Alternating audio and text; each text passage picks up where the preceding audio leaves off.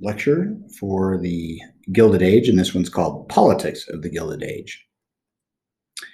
So we're going to start off by talking about kind of the overall big picture characteristics in terms of politics of the Gilded Age. It was a time of an incredible party loyalty. We didn't see people split their tickets very much. It's actually kind of like today. We see a lot of people that either vote entirely Republican or entirely Democrat, but they very rarely voted for, for like both kinds of candidates. And so, they would do what's called a straight ticket. So they would just go down the entire way and they would vote for the person of that particular party. Next, there was very few major issues that separated the parties. There was only two that kind of stood out. And we'll talk about them in a little bit, but really for the most part, the Republicans and Democrats, they weren't very aggressive in trying to create legislation that were particularly helpful to anybody besides business and the industrial sector. And so when it came down to election time, there were only two major issues that separated them, and that was pretty much the tariff and the money issue. Like, did you want contraction and deflation, or did you want inflation and expanding the amount of cash or money that's out there? Third, we have a group of presidents that really saw it as their job to let Congress run the show. Very, very different from today, where you have presidents that are aggressive in getting their legislative agenda, where they have to really try to work with Congress. For the most part, you have presidents that, and they're kind of collectively called the forgettable regretables. And so you have a group of very indistinguished presidents that really don't do that much to give them long-lasting fame, other than a certain amount of political corruption for some of them, and things just here and there. So really, you're talking about Congress that's running the show, political machines, party machines that are running the show, and then some issues locally. That being said, in terms of voters, this era, more than any other era, is an era of very high voter turnout. We're talking like an average of 80% of the eligible voters turned out to vote. And, that's due to, obviously not the presidential candidates, because people didn't care about that much, but really you probably want to, you'd want to focus on the political machines of the era. These groups were really good at organizing the vote. It was very important for them to control the levers of government. A lot of tax dollars came in. Who could control those tax dollars? There was rampant political corruption. So, a lot of times those dollars were stolen. And so it became very important to control the powers of government. There weren't a lot of laws. I mean, there were some. But, these party machines, their job was to get their people elected and control government, control the tax dollars, get their guys in and the other people out. And once you got elected, then it was kind of your job to reward the people that helped you get elected. And so the spoils system was very important during the Gilded Age for both political parties. And as a result, to try to win, they were very good at organizing the vote. And so, you had pretty high voter turnout. We also see the Gilded Age as an era in which the Republicans controlled most of the parts of the government. And so whether that's the Supreme Court, the presidents, for the most part, from 1865 up until really even the 1900s, almost everybody except Grover Cleveland is a Republican. So almost the executive branch is almost always controlled by the Republicans. The Democrats do, for the most part, they do control the House of Representatives for decent chunks of the Gilded Age. But the more powerful of the two houses of the Senate, and usually the Republicans controlled that. But really, for the most part, just overall in the country, especially after, during Reconstruction, and then even after Reconstruction, Republicans kind of dominate the government. We also have a time in the Gilded Age where probably more than other, and I'm not going to sit here and try to tell you that every era is free of political corruption. I mean, every era probably has a certain amount of political corruption. And today, I'm sure if we really got into the government, that there's some political corruption that we'd be shocked to find out about. But this was a time of very plain to see rampant political corruption. People that were really only in government to fraud the people, fraud the government. Whether they're trying to bilk people of tax dollars, like the Tammany Hall of New York, or they were trying to use their connections in the government to invest in businesses that they knew would get government subsidies for railroads or whatever the case may be. You had a lot of bad people that were running the government, and they took advantage of it. And there weren't a ton of laws, and there wasn't a lot of there wasn't electronic tracing of transactions and stuff like that. So it's kind of hard to catch these people. All right, next, because there's few major issues separating the parties. Once the Southern Democrats come back in after Reconstruction, they try to patch together with the Northern Democrats, and they do a decent job, enough so that most of the elections, especially the national elections, throughout the Gilded Age are really close. And so when we talk about presidential elections, almost all the northern states vote Republican, almost all the southern states vote Democrat. And so really there's only a couple of swing states, and those are Ohio and New York. And so most of the elections really boil down to who won in New York and who won in Ohio, and that kind of determined the presidential election. All right, next, how about the differences amongst the voters? Well, in terms of the Republicans, their base are still going to be the Northerners, the Midwest. So when you think the Midwest, you need to think of kind of like the old Northwest Territory. So the, Indiana, Illinois, Iowa, it's kind of starting to be in there, Michigan, Minnesota, Wisconsin. Those are kind of the Republican base of the Northerners outside of the Northeast. Okay, factory owners, merchants, bankers, anybody that was probably a little more well-to-do, educated people would be Republicans at this time, especially in the North.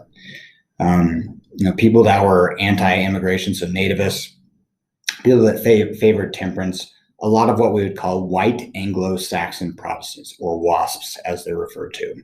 Okay.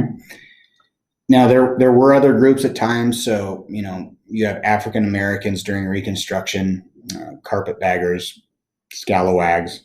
These people would vote Republican as well. Just remember that after 1877, after the Compromise of 1877, Black people are getting disenfranchised, and so for the rest of the Gilded Age, they're really not making up a base of the Republican Party. But when Ulysses S. Grant gets elected as president in 1868, I mean, he may not have won if it weren't for African American voters. So that was at a time a good voting base, but after that, then they weren't.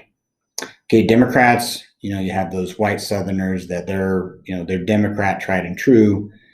Kind of interesting because, today it's exactly the opposite. They're Republican tried and true. But at that time, the Democrats, you need to remember, were Southerners. There were Democrats in northern cities, like working class urbanites that worked in factories. Immigrants would be another group that typically were catered by the Democrats. And then, of course, Catholics. A lot of those immigrants, the Irish, the Italians, they were Catholics. And so the Democrats kind of catered to them. I would also put down that as the West populates during the Gilded Age, that farmers would typically, if they weren't going for populist candidates, that if there were one of the two parties that kind of catered to them a little bit, it would be the Democrats. So make sure that you add farmers into that Democrat camp.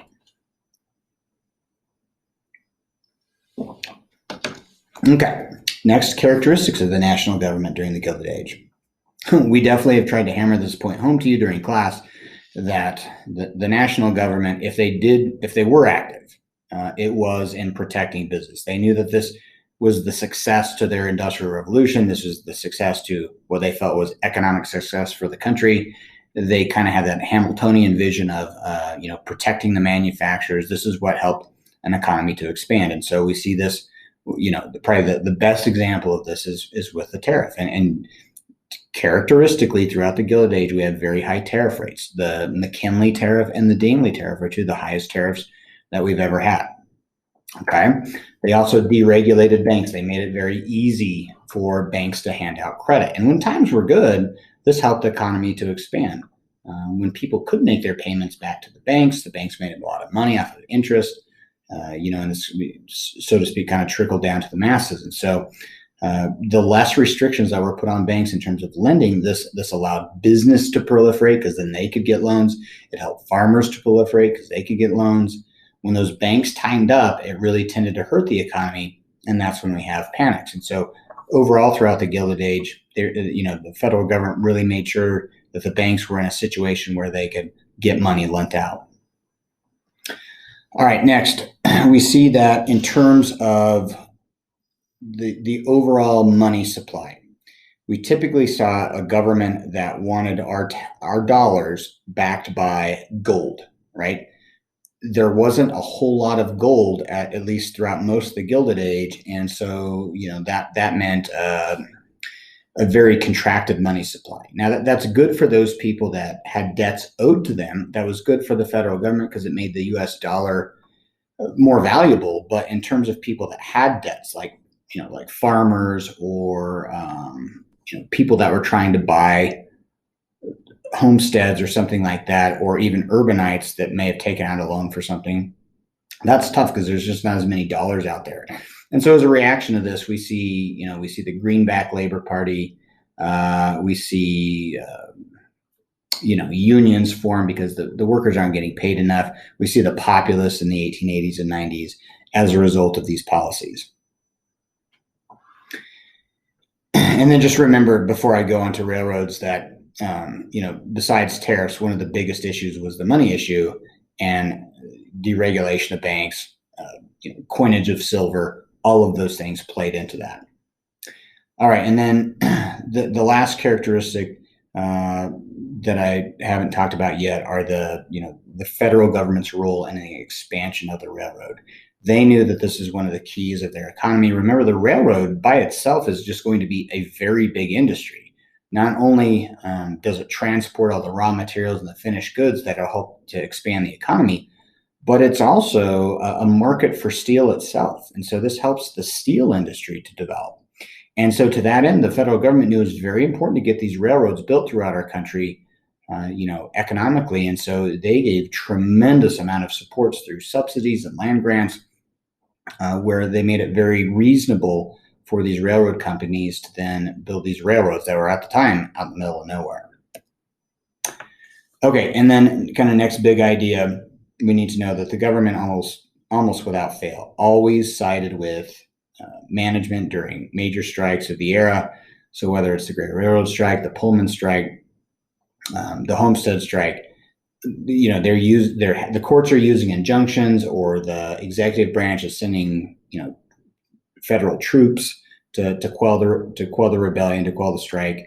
And so almost without fail, the government's always siding not with the workers, not with the farmers, but the people that own the businesses.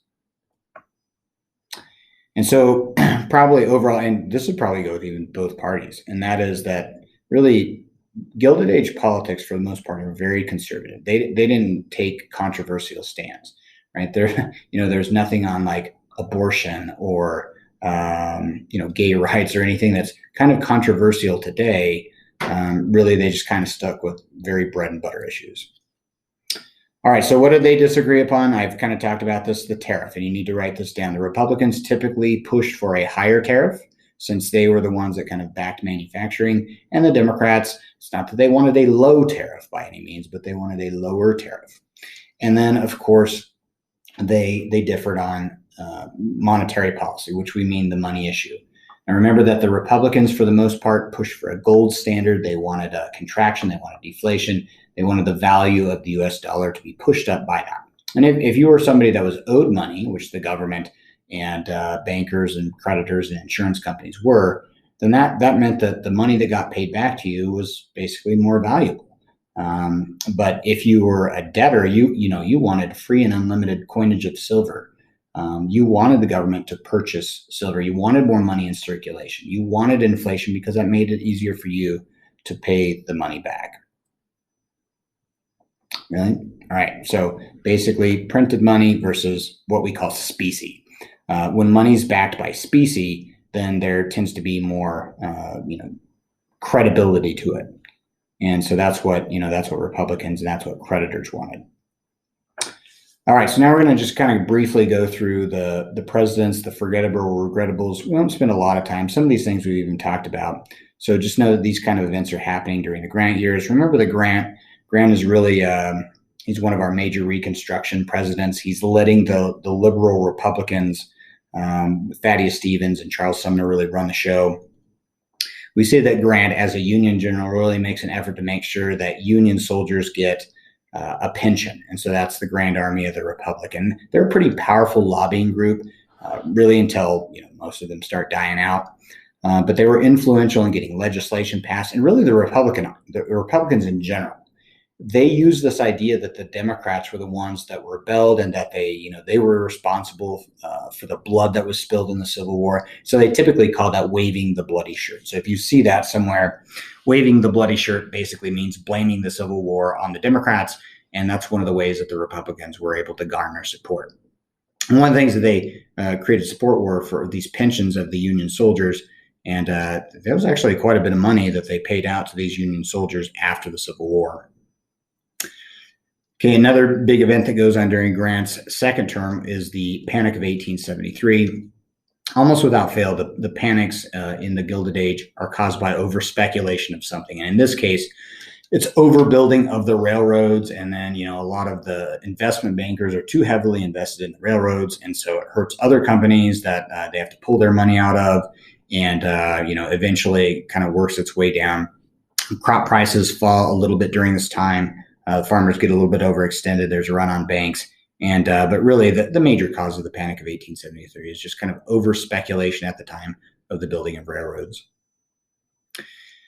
A monetary issue during Grant's time is the Specie Resumption Act. And really, I don't need you to know too much about the Specie Resumption Act, other than people were encouraged to turn in their their greenbacks, which were a little overinflated and not worthless, but not tremendously full of worth. And they were encouraged to exchange those for certificates, or basically new money that was backed dollar per dollar by gold. And so really try to get those excess dollars out of circulation, get new ones issued that would then be backed by gold. A response to this is the National Greenback Party. They are against the Specie Resumption Act. They want more green dollars, more cash into circulation. And so, farmers tended to be members of the Greenback Party. One, foreign policy. We don't talk about foreign policy a lot during the Gilded Age. In fact, we talk about it very little. But one of the key victories for the United States in terms of foreign policy was the purchase of Alaska in the 1870s. And William Seward, who was the Secretary of State that engineered this at the time, he was kind of criticized. But I mean, hey, we were able to buy, a huge piece of land from the Russians. And now we understand that even though we paid $7 million for it, which is a lot back then, it's probably worth like $70 billion. I mean, what we get in terms of gas and oil and other resources, gold, it's been worth well over what we paid for it. But the main thing that I think you should probably remember about the Grant administration is the rampant corruption that was present during his term. And so, the biggest one being the Credit Mobilier scandal that involved defrauding railroad company that's basically overcharged the government for what they were trying to build in terms of a railroad. And then the people invested in that not only stole the money, the excess money, but then they were going to get investigated, and they tried to pay key members of Congress with Credit Mobilier stock to try to keep them quiet. And then when it was investigated, not only did they find that members of Congress had been paid, but also even the vice president to Grant was a stockholder. And so it made Grant look really bad. And even though there's no evidence that he was ever personally connected, when subsequent scandals came out, it's like, geez, how does he not know all of this is going on when he's present and all these people next to him? Surely he's on the tape too. And so it just made Grant look really bad. Same thing with the whiskey ring. They had this excise tax on whiskey. these members of the government were trying to make sure that the tax dollars were collected. But as it turns out, what they were reporting was being brought in was far less than what was actually being brought in. And come to find out, these people were skimming money off the top and then reporting that they'd collected a lot less. This is also the high time of political machines, and probably the most famous political machine was Tammany Hall in New York. And the leader during this time was a guy named William Tweed, who's kind of called Boss Tweed. And he had his hands in everything. And he was, board of directors on railroads and public works projects. And, they would consistently overcharge or, say that a project was going to cost this much when in reality it costs a lot less. And then they would skim that money off the top and take it. They control elections, they rig elections, they organize voter turnout. Remember, this is one of the reasons the voter turnout was so high. So this is a high time of political machines. There was so much corruption that there was a branch of the Republicans that were kind of supposed to be honest Republicans that called themselves liberal Republicans. And in 1872, these people bolted the Republican Party and actually ended up voting for the Democratic candidate, Horace Greeley. Horace Greeley didn't win. Grant had enough. He had enough political clout to still win. He was popular enough with the people, and so eventually those Republicans will come back into the fold. You can see that if we look at this, we kind of look at this and be like, wow, how did Grant win the South? But remember, this is still during Reconstruction. So these are carpetbag governments, right? These are governments that are controlled by Republicans, and so the Southern Democrats in the early 1870s, they didn't have as much power. And really, the only person that did was a Northern Democrat, and that was Horace Greeley. Okay, the next guy is Rutherford B. Hayes. We're going to spend literally like a minute on Rutherford B. Hayes. Probably the biggest thing that does him harm is that if you remember in the Compromise of 1877, in which the Republicans agreed to end Reconstruction, there was a contested, disputed election between he and Samuel Tilden. It appeared that Tilden had won, but there was disputed election returns, and they made a deal in the Wormley Hotel where Rutherford B. Hayes would become president as a Republican, and Samuel Tilden, was not. And then in return, then the Republicans would end Reconstruction. So he was always kind of seen as an illegitimate president that had not really won the election. He's probably most famous after that for supporting railroad owners in the Great Railroad Strike of 1877. His wife kind of further exacerbated, frustrated people by when they came to the White House for some sort of state function. She was a temperance advocate, and so she wouldn't serve alcohol. And alcohol is a big part of American culture, still is today. And so people kind of derisively called her Lemonade Lucy. Most of Hayes, because Hayes was probably a pretty good dude in terms of, he really was reform minded. He didn't like the political corruption. He was a pretty honest politician. But unfortunately, a lot of the people around him weren't, including in his own party. There was a faction that was developing during this time within the Republican Party called the Stalwarts and the Half-Breeds. And, he was kind of caught in the middle of it. And, any legislation that he wanted passed, pretty much they made sure it didn't happen. Okay. On to really the first term of, I guess the only term of James A. Garfield. Remember this idea of the half-breeds and stalwarts is going on. Roscoe Conkling, he is the leader of the stalwarts. James Blaine of Maine is the leader of the half-breeds. They try to compromise, making sure they don't split their ticket up, and so they nominate one stalwart and one half-breed. And so James A. Garfield is a half-breed and Chester Arthur is a stalwart. Well, about a couple of months into Garfield's term as president, he's at a train station. He gets shot. He gets shot by a deranged stalwart who wanted Arthur to be president. And so he shoots him, and the guy, Garfield, lingers on for 4 months.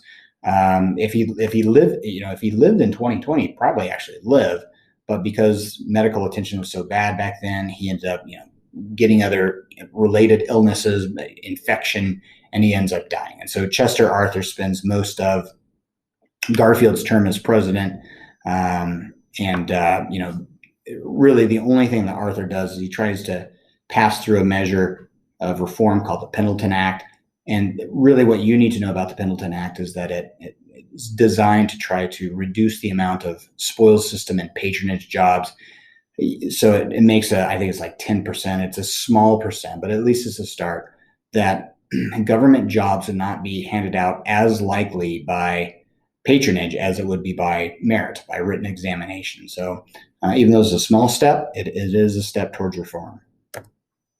Okay, Grover Cleveland. So Grover Cleveland holds a distinction, in American history at this point, that he's the only president that has only been elected twice in 2 non-consecutive terms. And so he's elected in 1884 to 1888, and then Benjamin Harrison comes in, and then Grover Cleveland comes back in, in the early 1890s. Now, Grover Cleveland's a Democrat, and so this is kind of a big deal. He's the first Democrat to actually get elected since before the Civil War. The election of 1884 is a really nasty one. So there's, Grover Cleveland's going against a Republican half-breed by the name of James G. Blaine. And James G. Blaine was, I don't know, he was kind of like, I guess that you would say kind of Mitch McConnell would be today. He's a very powerful Republican. And but he tried to get elected as president. Well, he was also engaged in some scandal, not like Mitch McConnell, but he was involved in some scandal.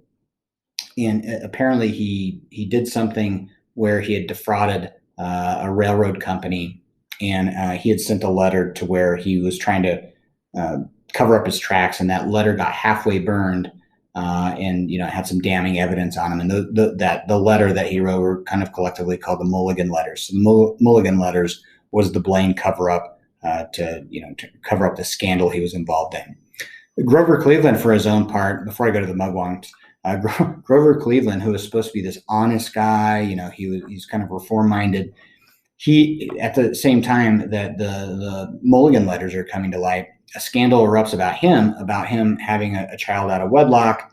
And you can see the political cartoon up there where the little baby's saying, "Mom, I want my pa." And so, the election of 1884 was filled with mudslinging. So much so that a group of Republicans called the Mugwumps, they bolt from Blaine and they end up voting for Grover Cleveland. And that's one of the reasons that Grover Cleveland was able to win the presidency. Another reason would be that Democrats really turned out the Catholic vote. There was a Protestant minister who said that the Democrats were basically drunks, that they were Catholics, and they were the party of rebellion. So hence the little slogan, Romanism and rebellion. And that helped turn the tide for the Democrats. They wanted to show that Protestant minister. And so the Democrats turned out in Ohio and New York and turned the election for Grover Cleveland. Okay, so remember, he is a Democrat in the Oval Office. He's the first one and really the only one during the Gilded Age. And I think this really sums up what presidents thought during this time. Even though he said it and the other presidents did not, this is what they all thought. And that was, though the people should support the government should not support the people. And remember that really only the only groups that the presidents and the government were active in supporting, typically business. He did make an attempt to lower the tariff during his first term. It did not go very well, and so tariff rates stayed pretty high. All right, on to Benjamin Harrison. He really does nothing important that you need to know of, other than during his time, we had the first so-called $1 billion Congress, because that's how big their budget was. Between tariff rates coming in, between land sales, railroad building, all of these things that created an enormous amount of revenue for the federal government. They had more money than they probably ever had, since, because now we run a huge deficit, but back then they had a bunch of money, and they were led by a guy named Thomas Czar Reed. I don't think you really need to know that, but probably the biggest thing that comes out of the $1 billion Congress is the McKinley tariff. And so you need to put down that at this point, in 1890, the McKinley tariff was the highest tariff at that point we'd had in American history ever. All right, now we talked about the Wabash case. There was a law created called the Interstate Commerce Act that was kind of supposed to watch over interstate trade and make sure that the private organizations weren't charging too much for the railroad rates. The Interstate Commerce Commission was created to watch over this. But, I'd have to say for both the Interstate Commerce Act and the Sherman Antitrust Act, these things were laws on the books, but the government really didn't enforce anything that they were supposed to. Not for a while, not until the Progressive Era, and really then not until after probably the Great Depression. The other one I have on there is the Sherman Antitrust Act. Remember, this is developed to try to limit the power of combinations and trusts, interlocking directorates, vertical integration, anything that industrialists were trying to do to eliminate competition. Like I said, when this thing was made in the 1890s and 1900s, I think they used the Sherman Antitrust Act to go after more unions seen as combinations than they actually did industrialists. So it was created and then used in a different way than they actually intended. Okay, remember that after Benjamin Harrison, Grover Cleveland, he gets elected again. During most of his second term there, he's dealing with the Panic of 1893 that is created by, investment bankers, the stock market, over speculation of railroads. There's a huge run on banks. The farmers are having difficulty. Their prices are dropping. They're in debt. So, probably the Panic of 1893 at this point was the worst financial panic that our country had ever had. And then the Gilded Age is brought to the end when we have a return to conservatism in the election of 1896 with the election of William McKinley. All right, so that is it in terms of the Gilded Age in politics.